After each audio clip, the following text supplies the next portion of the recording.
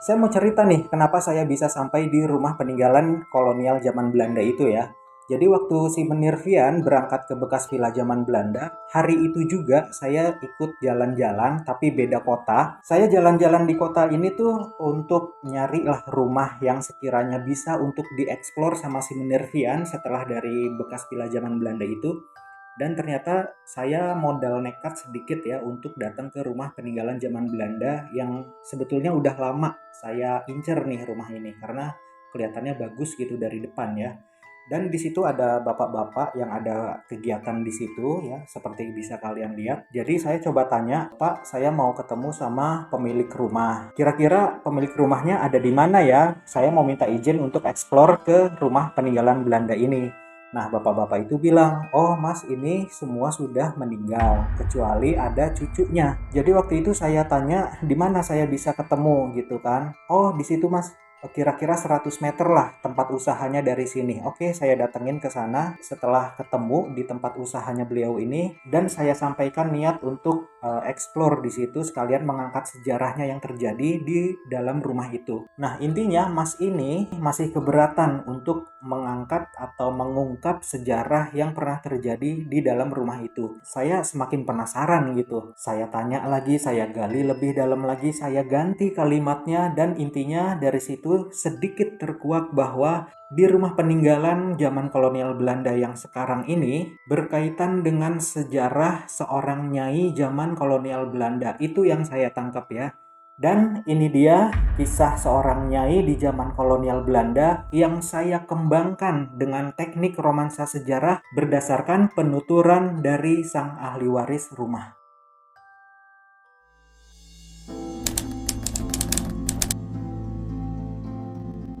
Pada tahun 1910, di sebuah kota kecil yang tenang, seorang pemuda berdiri di ambang pintu rumah dinas kolonial yang megah namun bersahaja.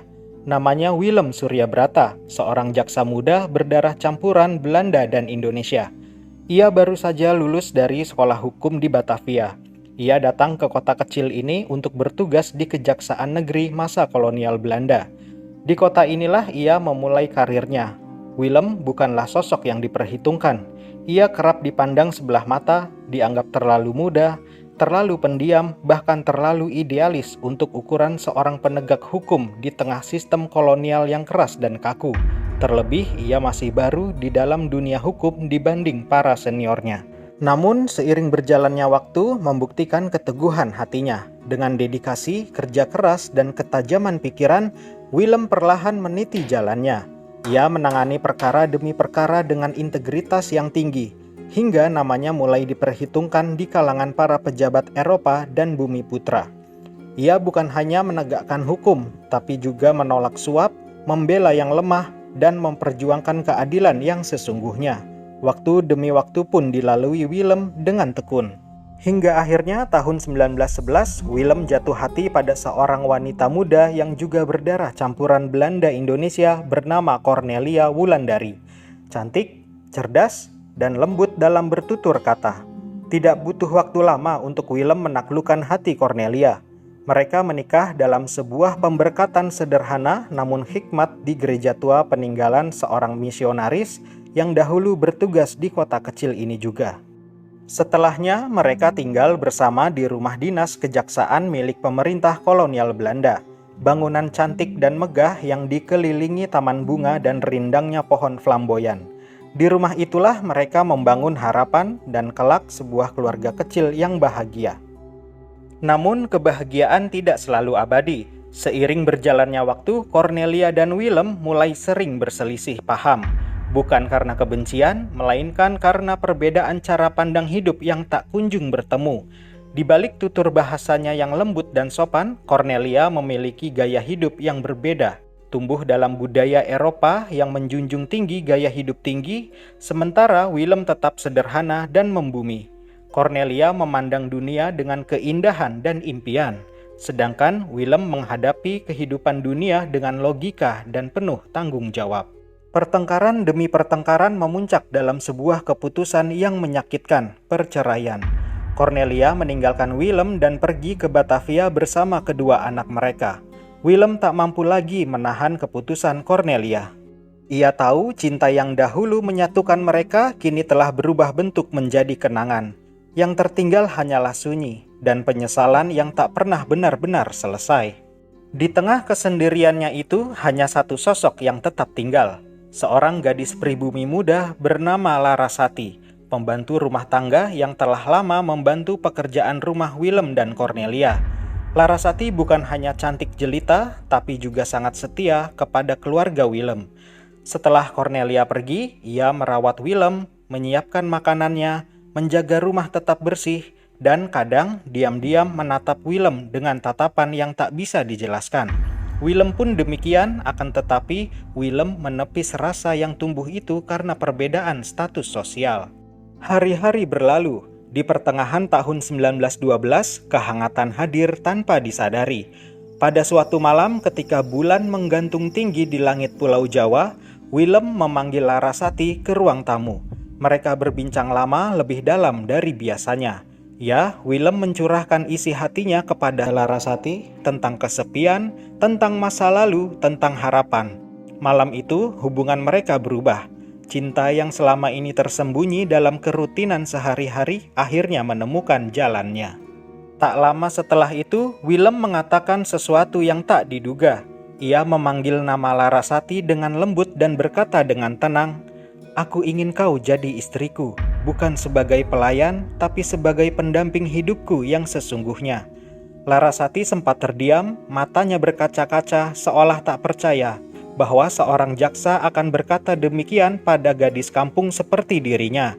Namun Willem mantap, ia tahu cinta yang sejati tak melihat kelas, warna kulit, atau garis darah.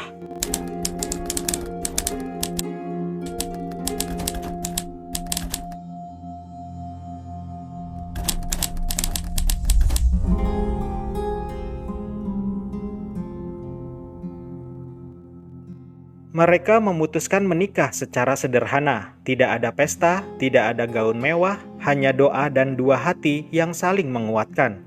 Kehidupan Willem pun perlahan menemukan maknanya kembali. Ia kembali semangat bekerja, pulang ke rumah dengan senyum, dan menyambut Larasati yang kini sah menjadi istrinya, dengan pelukan penuh rasa syukur.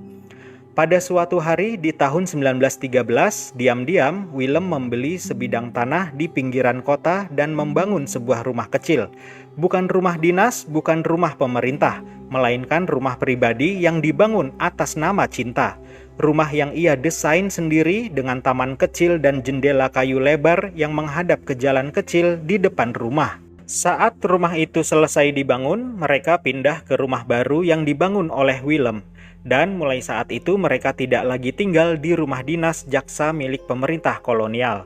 Willem memberikan sertifikat tanah dan bangunan itu atas nama Larasati, sebuah hadiah, sebuah penghormatan, dan sebuah janji. Dan pada suatu senja ketika langit berwarna jingga dan angin bertiup pelan, Willem duduk di serambi rumah bersama Larasati. Ia memandang istrinya yang tengah menyeduh teh, lalu berkata lirih, "Tahukah kamu, Larasati? Bahkan sejak pertama kali kau masuk ke rumah dinas itu, aku sudah jatuh hati, tapi aku terlalu pengecut untuk mengakuinya." Larasati hanya tersenyum, senyuman seorang perempuan yang telah melalui luka, sabar menanti, dan akhirnya mencintai dalam ketulusan yang tak bersyarat. Willem dan Larasati pun hidup bahagia, terlebih mereka dikaruniai dua orang anak. Sepertinya Larasati memang cinta sejati Willem, begitupun sebaliknya. Waktu demi waktu mereka jalani nyaris tanpa pertengkaran dan perdebatan, sehingga mereka pun berhasil membesarkan dan mendidik anak-anak mereka dalam rumah yang cantik ini. Tanpa disadari, waktu terus berjalan, Willem dan Cornelia mulai menua bersama. Tapi kehidupan keluarga Willem mulai berubah sejak isu kedatangan tentara Dai Nippon ke Hindia Belanda.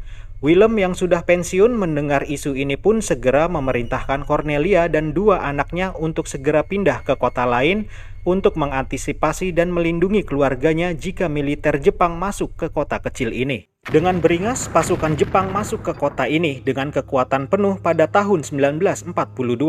Tentara Belanda banyak yang menjadi korban perang, orang-orang Belanda banyak yang ditahan. Willem tua yang sudah pensiun pun tak luput dari sasaran karena dianggap masih loyal kepada pemerintah kolonial Belanda. Terlebih, status Willem sebagai seorang mantan jaksa yang merupakan perpanjangan tangan pemerintah kolonial Belanda. Willem tua pun dipaksa untuk pindah dari rumah ini oleh tentara Jepang karena akan digunakan mereka sebagai markas pantau militer Jepang. Tapi Willem mempertahankan rumah ini dengan segenap sisa tenaganya. Ia tidak mau rumah yang dibangun atas nama cinta untuk keluarganya ini dirampas oleh tentara Jepang. Tapi takdir berkata lain. Dengan sadis, tentara Jepang menyeret tubuh Willem hingga ke penjara yang berjarak 100 meter dari rumahnya. Dan rumah Willem pun diobrak-abrik oleh tentara Jepang. Tapi sepertinya Tuhan pun melindungi rumah Willem, karena tentara Jepang menemukan rumah yang lebih luas dan layak sebagai pos pantau militer Jepang ketimbang rumah Willem. Rumah Willem pun dibiarkan kosong.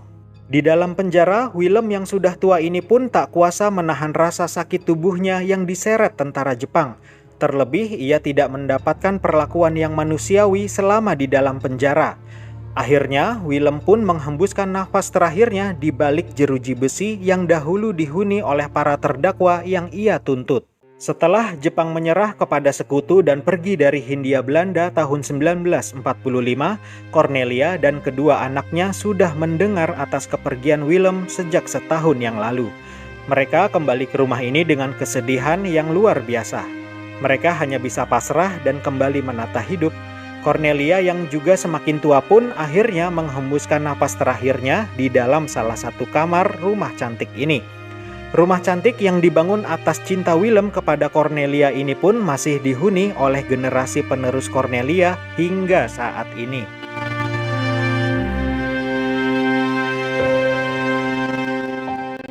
Nah, setelah saya ngobrol-ngobrol tentang sejarah yang terjadi di rumah itu ya. Nah, setelah itu saya dikasih izin untuk mengambil gambar di bagian depannya saja. Jadi, para boska, mohon maaf saya nggak bisa atau belum bisa mengajak kalian untuk masuk ke ruangan-ruangan yang ada di dalamnya.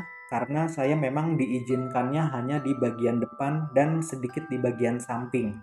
Biar Boska sedikit nggak penasaran kenapa saya belum diizinkan telusur bagian dalam rumah ini, karena bagian dalam rumah ini banyak yang sudah rusak, terlebih bagian belakang rumah. Tapi saya bisa kasih gambaran ke Boska bentuk bagian dalam rumah ini.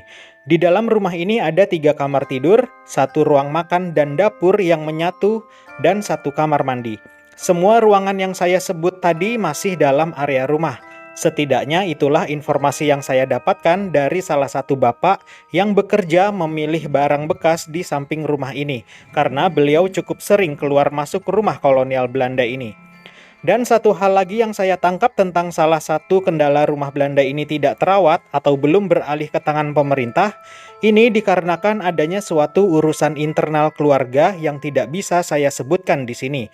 Sekali lagi, ini adalah hal yang saya tangkap dari pembicaraan saya dengan bapak yang bekerja di samping rumah Belanda ini. Semoga menemukan solusi terbaik untuk rumah kolonial cantik ini agar bisa difungsikan kembali dengan layak untuk ahli waris, bahkan semoga rumah ini bisa menjadi tujuan wisata sejarah yang mengupas gambaran seorang jaksa masa kolonial untuk generasi muda Indonesia di masa depan. Berdasarkan informasi sejarah lisan yang saya dapat di lokasi, rumah kolonial bergaya Indis ini dibangun tahun 1913 dan bukan merupakan rumah dinas jaksa masa kolonial Belanda seperti yang tertulis dalam sumber sejarah. Rumah ini dibangun menggunakan biaya pribadi dari seorang jaksa masa kolonial Belanda yang saya ceritakan di awal video. Rumah yang memiliki 6 pilar di bagian depannya ini hanya tersisa 4 tiang pilar yang masih asli. Sekilas, rumah ini mengingatkan saya pada lukisan penangkapan Pangeran Diponegoro versi Belanda. Tuh, mirip kan? Di sekeliling rumah ini digunakan warga sekitar menampung barang-barang bekas untuk dijual kembali. Dan kegiatan tersebut sudah berjalan cukup lama. Seingat saya, tahun 2006 pun kegiatan penampungan barang bekas ini sudah ada. Karena saya pernah tinggal di kota kecil ini. Jadi sekian dulu para boska, Menervian sudah menunggu di bekas villa zaman Belanda. Sampai ketemu lagi di bekas villa zaman Belanda dengan Menervian.